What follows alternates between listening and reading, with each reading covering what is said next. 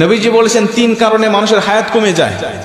তিনটা আমল করলে, তিনটা বদ আমলে মানুষের হায়াত কমে যায়। দুনিয়ার জমিনে হায়াত কমে যায়, কমতে থাকে, হায়াতও কমে যায়, রিজিকও কমে যায়। বলতে পারেন হুজুর আমরা জানি হায়াত সীমাবদ্ধ, তাহলে হায়াত কেমনে কমে?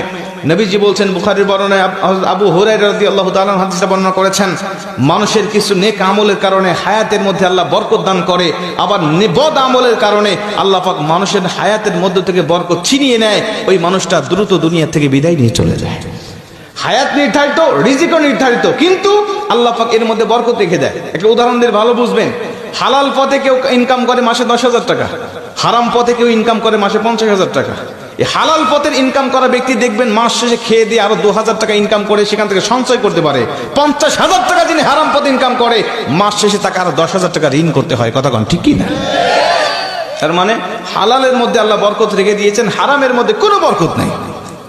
নবীজি বলছেন হাদিসের মধ্যে, যদি ওই ব্যক্তি আল্লাহ পাকের নাশুকরি করে, আল্লাহ পাকের শুকরিয়া আদায় থেকে মুখ ফিরিয়ে নেয়, তখন আল্লাহ পাক তার হায়াতটাকে সংকীর্ণ করে দেয়, হায়াতের মধ্যে থেকে বরকত আল্লাহ পাক ছিনিয়ে নেয়।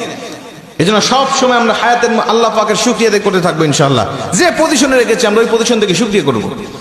2 নম্বরে নবীজি বলছেন, ওই ব্যক্তির হায়াতটাকে আল্লাহ পাক সংকীর্ণ করে দেয় যেই ব্যক্তি দুনিয়ার জমিনে প্রয়োজনের থেকে অতিরিক্ত খাবার খায়। মানুষের রিজিক কিন্তু নির্ধারিত, আমরা জানি।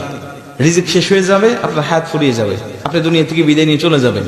একটা দানা যখন আপনার জন্য আর পৃথিবীর এই প্রান্ত থেকে ও প্রান্ত ফেরেশতারা খুঁজে পাবেন না, আপনার রিজিকের ব্যবস্থা হবে না, সেদিন মালাকুল মউত আপনার কাছে উপস্থিত হয়ে যাবে। খাবার খাবেন, হিসাব করে খাবেন। 3 নম্বরে নবীজি সাল্লাল্লাহু আলাইহি ওয়াসাল্লাম বলছেন, ওই ব্যক্তির হায়াত আল্লাহ পাক ফুরিয়ে নেয়, কমিয়ে নেয়। ওই ব্যক্তিকে আল্লাহ পাক দ্রুত তার হায়াতের মধ্য থেকে বরকত আল্লাহ পাক ছিনিয়ে নেয় যেই ব্যক্তি আত্মীয়তার সম্পর্ক ছিন্ন করে ফেলে। আত্মীয়তার সম্পর্ক ছিন্ন করা মানুষ এখন আমাদের সমাজে বাড়তেছে না কমতেছে? আমার হক আমার বোন পাবে, আমার বোন আমার বাবার থেকে হকটা নিয়ে চলে গেছে।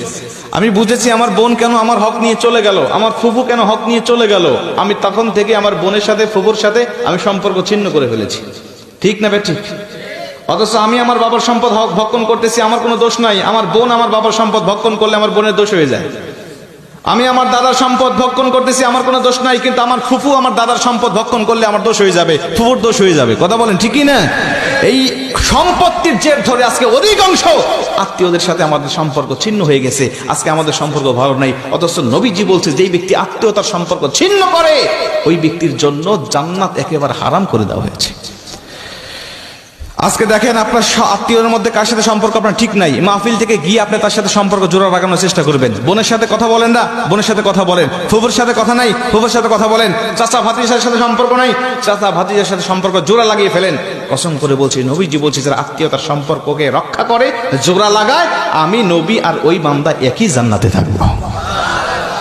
আল্লাহ পাক আমাদের আত্মীয়তার সম্পর্ক রক্ষা করার তৌফিক দান করুক। জোরে বলেন আমিন।